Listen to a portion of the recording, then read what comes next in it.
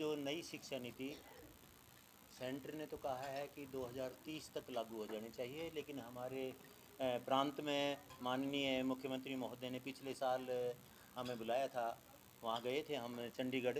उन्होंने कहा था कि हम 24-25 तक ही लागू कर देंगे नई शिक्षा नीति को। अब नई शिक्षा नीति के तहत एक बात आई है और वो सेंटर से आई है कि पूरे देश में एक ही उम्र होनी चाहिए पहली कक्षा के बच्चे की, और वो 6 साल होनी चाहिए।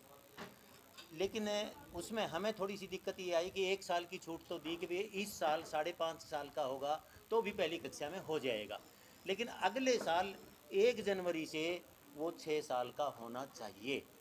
और इधर से जो RTE एक्ट है उसमें क्लियर लिखा है कि बच्चे की उम्र पहली कक्षा में दाखिल होते समय 5 से 6 साल होनी चाहिए, लेकिन नई शिक्षा नीति में बिल्कुल क्लियर लिखा है कि पहली और दूसरी कक्षा की जो उम्र होनी चाहिए वो 6 से 8 साल के बीच होनी चाहिए।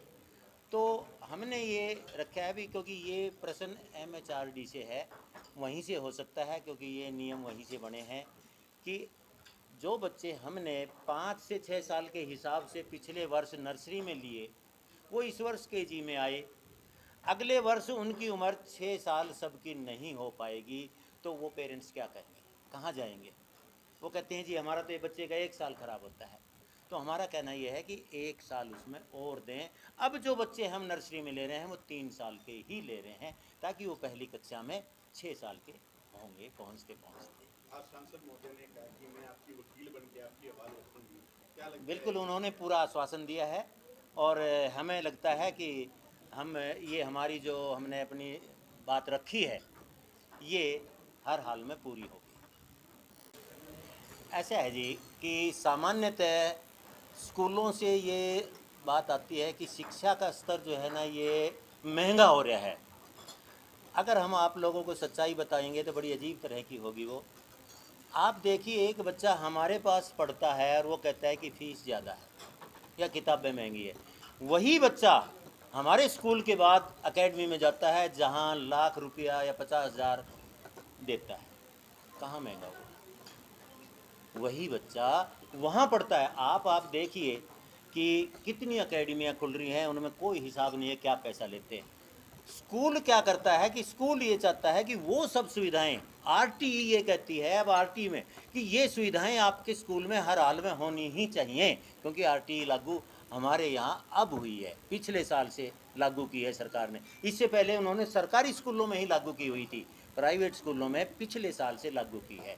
तो वो कहते हैं कि वो सब सुविधाएं, जब हम RTE एक्ट को पढ़ते हैं तो उन सुविधाओं को करने के लिए काफ़ी ज़्यादा जो उन्होंने चीज़ें दी हैं वो करनी बहुत ज़रूरी है। और स्वाभाविक है कि कोई भी चीज़ है, अब शिक्षा महंगी होती है, जो सारी महंगाई बढ़ती है उससे किताबें महंगी होती हैं, क्योंकि किताबें तो पब्लिशर छापते हैं। हमारे पास तो सिर्फ इतना होता है कि सरकार ने सारा तो लगा दिया कि भी आपने अपना सारा खर्चा जोड़ के और 10% से ज़्यादा अपने फीस नहीं बढ़ानी, ये कानून बढ़ा दिया और हम बाकायदा वो फार्म 6 भर के देते हैं। वो किस लिए है? क्योंकि हमने स्टाफ की इंक्रीमेंट लगानी होती है। यदि हम इंक्रीमेंट नहीं लगाते तो वो भी नहीं बढ़ा पाएंगे। हमारे पास तो बिल्कुल इतना है, सीधा सीधा।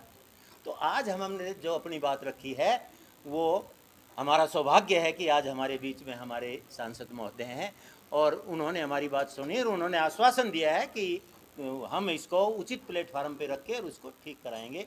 तो मैं अपने पूरे सौहृदय परिवार की तरफ से मैडम का इस बात के लिए धन्यवाद करता हूं और आशा करता हूं कि हर हाल में पूर्ण होगी हमारी